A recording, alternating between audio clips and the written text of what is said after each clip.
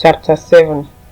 A good reputation is more valuable than costly perfume, and the day you die is better than the day you are born. Better to spend your time at funerals than at parties. After all, everyone dies, so the living should take this to heart. Sorrow is better than laughter, for sadness has a refining influence on us. A wise person thinks a lot about death, while a fool thinks only about having a good time. Better to be criticized by a wise person than to be praised by a fool. A fool's laughter is quickly gone, like thorns crackling in a fire. This also is meaningless. Extortion turns wise people into fools, and bribes corrupt the heart. Finishing is better than starting. Patience is better than pride. Control your temper, for anger labels you a fool. Don't long for the good old days. This is not wise. Wisdom is even better when you have money. Both are a benefit as you go through life. Wisdom and money can get you almost anything, but only wisdom can save your life. Accept the way God does things, for who can straighten what he has made crooked? Enjoy prosperity while you can, but when hard times strike, realize that both come from God.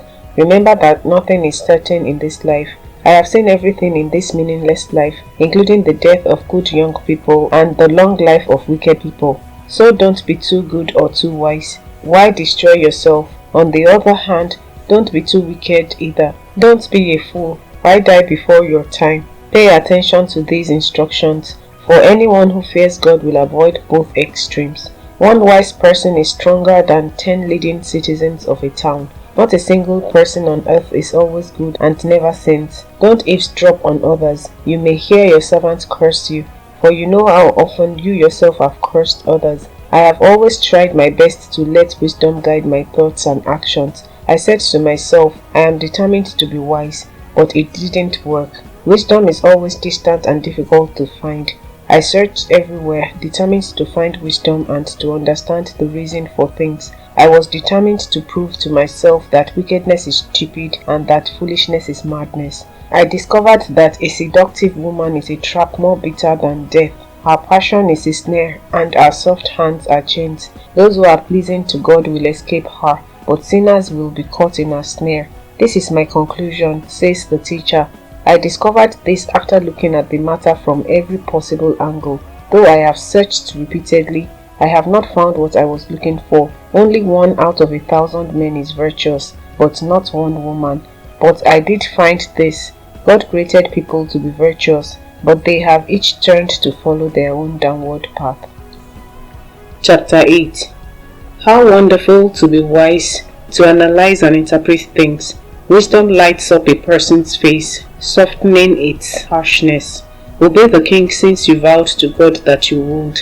Don't try to avoid doing your duty, and don't stand with those who plot evil, for the king can do whatever he wants. His command is backed by great power.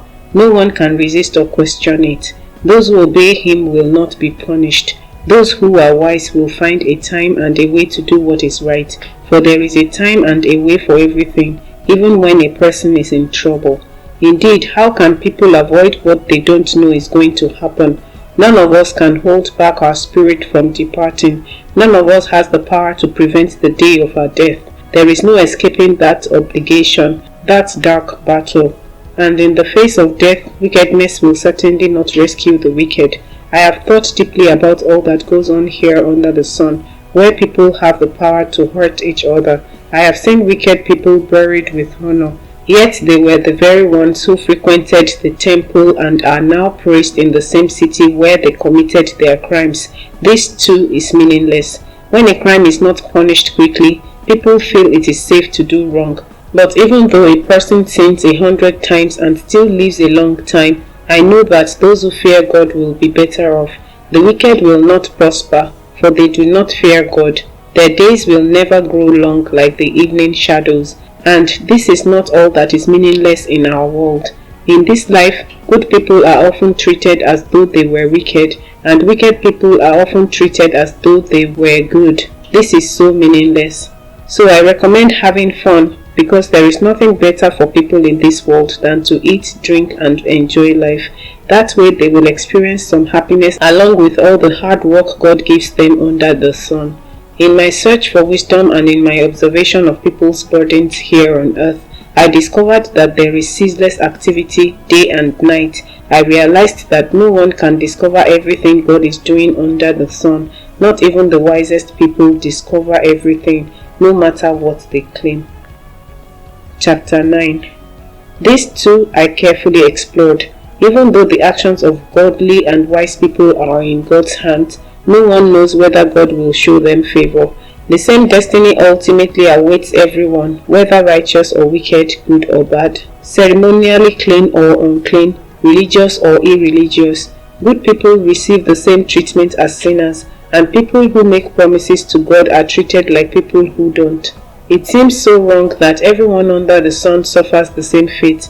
Already twisted by evil, people choose their own mad course, for they have no hope. There is nothing ahead but death anyway. There is hope only for the living. As they say, it's better to be a live dog than a dead lion. The living at least know they will die, but the dead know nothing. They have no further reward, nor are they remembered. Whatever they did in their lifetime, loving, hating, envying, is all long gone. They no longer play a part in anything here on earth. So go ahead, eat your food with joy and drink your wine with a happy heart, for God approves of this. Wear fine clothes with a splash of cologne. Live happily with the woman you love through all the meaningless days of life that God has given you under the sun. The wife God gives you is your reward for all your earthly toil. Whatever you do, do well, for when you go to the grave, there will be no work or planning or knowledge or wisdom. I have observed something else under the sun. The fastest runner doesn't always win the race, and the strongest warrior doesn't always win the battle. The wise sometimes go hungry, and the skillful are not necessarily wealthy, and those who are educated don't always lead successful lives. It is all decided by chance, by being in the right place at the right time. People can never predict when hard times might come. Like fish in a net or birds in a trap, people are caught by sudden tragedy. Here is another bit of wisdom that has impressed me as I have watched the way our world works. There was a small town with only a few people, and a great king came with his army and besieged it.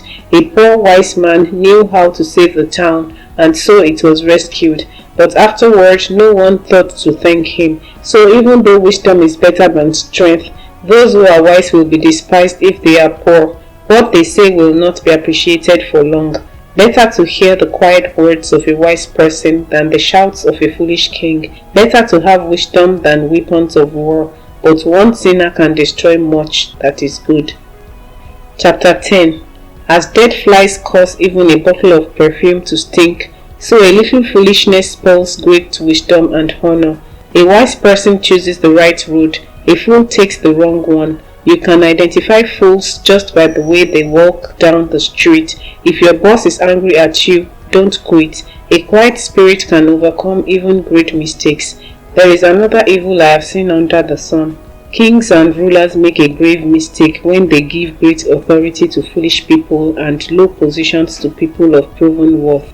I have even seen servants riding horseback like princes, and princes walking like servants. When you dig a well, you might fall in. When you demolish an old wall, you could be bitten by a snake. When you work in a quarry, stones might fall and crush you. When you chop wood, there is danger with each stroke of your axe. Using a dull axe requires great strength, so sharpen the blade.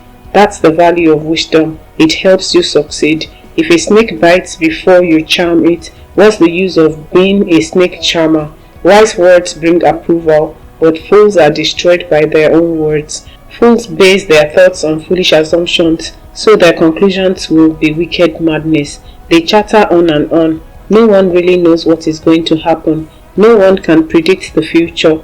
Fools are so exhausted by a little work that they can't even find their way home. What sorrow for the land ruled by a servant, the land whose leaders feast in the morning. Happy is the land whose king is a noble leader and whose leaders feast at the proper time, to gain strength for their work, not to get drunk. Laziness leads to a sagging roof. Idleness leads to a leaky house. A party gives laughter, wine gives happiness, and money gives everything. Never make light of the king even in your thoughts, and don't make fun of the powerful even in your own bedroom. for a little bird might deliver your message and tell them what you said. Chapter 11. Send your grain across the seas, and in time profits will flow back to you. But divide your investments among many places, for you do not know what risks might lie ahead. When clouds are heavy, the rains come down. Whether a tree falls north or south, it stays where it falls.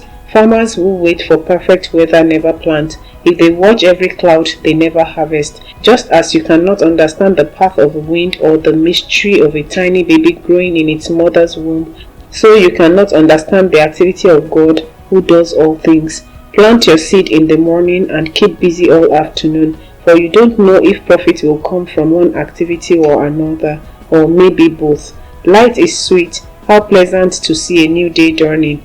When people live to be very old, let them rejoice in every day of life, but let them also remember there will be many dark days. Everything still to come is meaningless. Young people, it's wonderful to be young. Enjoy every minute of it. Do everything you want to do. Take it all in. But remember that you must give an account to God for everything you do. So refuse to worry and keep your body healthy. But remember that youth with a whole life before you is meaningless. Chapter 12. Don't let the excitement of youth cause you to forget your Creator. Honor Him in your youth before you grow old and say, life is not pleasant anymore. Remember Him before the light of the sun, moon, and stars is dim to your old eyes, and rain clouds continually darken your sky.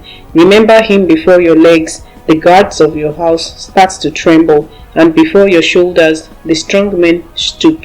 Remember Him before your teeth, your few remaining servants stop grinding, and before your eyes, the women looking through the windows see dimly. Remember Him before the door to life's opportunities is closed and the sound of work fades. Now you rise at the first chirping of the birds, but then all their sounds will grow faint. Remember Him before you become fearful of falling and worry about danger in the streets, before your hair turns white like an almond tree in bloom, and you drag along without energy like a dying grasshopper, and the copper bearing no longer inspires sexual desire.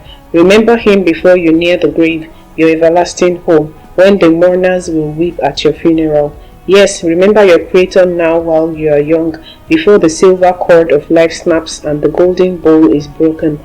Don't wait until the water jar is smashed at the spring and the pulley is broken at the well, for then the dust will return to the earth, and the spirit will return to God who gave it. Everything is meaningless, says the teacher, completely meaningless. Keep this in mind. The teacher was considered wise, and he taught the people everything he knew. He listened carefully to many proverbs, studying and classifying them. The teacher sought to find just the right words to express truth clearly. The words of the wise are like cattle prods, painful but helpful. Their collected sayings are like a nail-studded stick with which a shepherd drives the sheep. But my child, let me give you some further advice. Be careful, for writing books is endless, and much study wears you out. That's the whole story. Here now is my final conclusion. Fear God and obey His commands, for this is everyone's duty. God will judge us for everything we do, including every secret thing, whether good or bad.